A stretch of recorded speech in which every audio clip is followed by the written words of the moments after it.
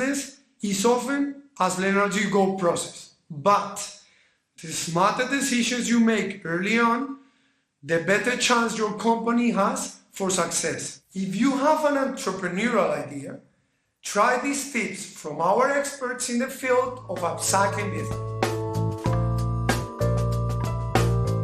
One of the important things is not to be put off by not being 100% sustainable. There's a woman called Ursula de Castro who runs Fashion Revolution, and she said, I remember going to a lecture of hers where she felt that she used the idea of a hybrid sustainable designers, and she was saying how important that was, because you can't do 100% right now. It's just not feasible. So not to be discouraged by not being able to sort of do it all the way. You have to start somewhere.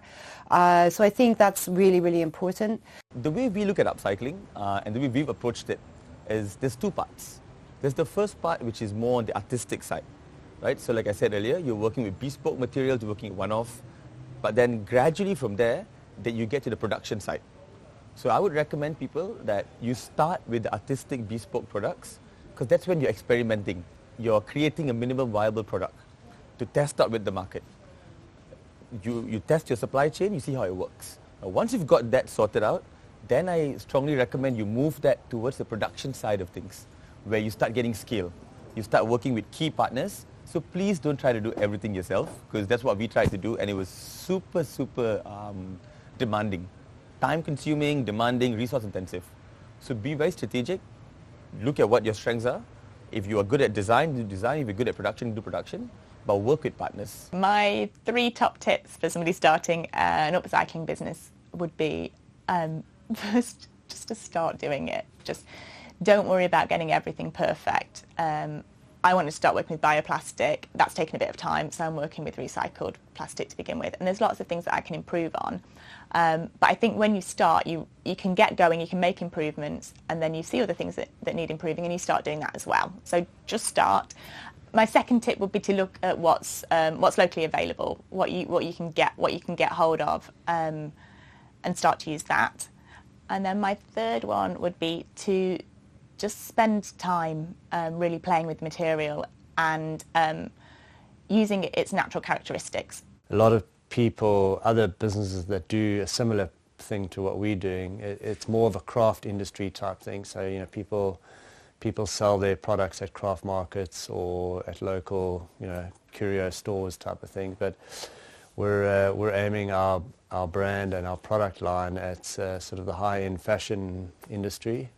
And in order to get that right, you've got to produce an upcycled product that's got a great story, but it's got to look brand new. You know what I mean? It can't look like it belongs in a craft market. You know, it's got to look like it's been made by Louis Vuitton or something. You know. I think it's very important to know what you want at the end, not start at the beginning and make it up as you go along, because you have to know what direction you're going in. You have to have a roadmap, because as nice as it is to do everything as it comes along and have a fluid business, if you don't have an end game, you could get lost along the way and end up making a lot of mistakes. We've made a lot of mistakes in terms of trying out a product and spending money on developing a product, and it just wasn't worth it. Whereas we know that certain products work, and they've worked since the beginning. So trial and error is something, but have an end game and know what your core product is going to be and what is your kind of bread and butter product.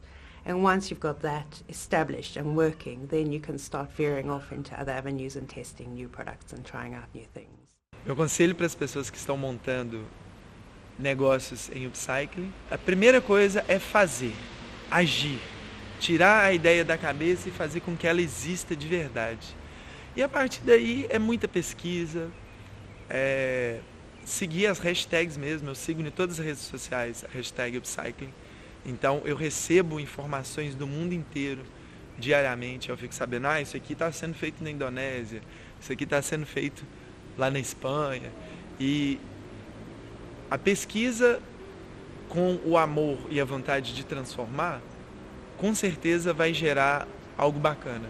Então, é ter um foco, fazer, pesquisar bastante, estudar e ser feliz.